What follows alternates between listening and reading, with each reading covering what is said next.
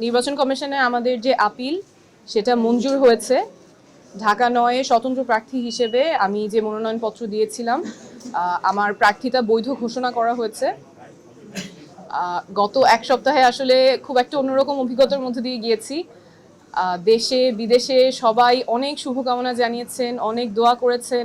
যখন রাস্তায় মানুষের সাথে কথা বলছিলাম, অনেকেই হতাশা প্রকাশ করেছেন, কষ্ট পেয়েছেন, বলছেন দোয়া করছেন। তাদের সকলকে ধন্যবাদ। সকলের জনসমর্থনেই ইনশাল্লাহ আগামী নির্বাচনে আমি প্রার্থী হিসেবে লড়াই করতে পারবো। সেজন্য সবাইকে ধন্যবাদ। এখানে আমার আইনজীবী টিম আছে, তাদেরকে ধন্যবাদ। এবং দেশে বিদেশে যে যেখান থেকে শুভকামনা জানিয়েছেন, দোয়া জানিয়েছেন, সকলকে অনেক ধন্যবাদ।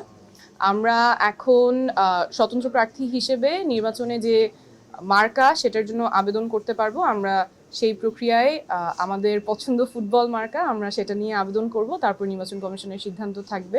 নির্বাচন কমিশনকেও ধন্যবাদ, ওনারা আমাদের যুক্তিগুলো শুনেছেন।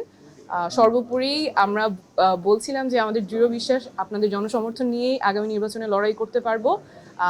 ইনশাল্লাহ সবার সাথে দেখা হবে।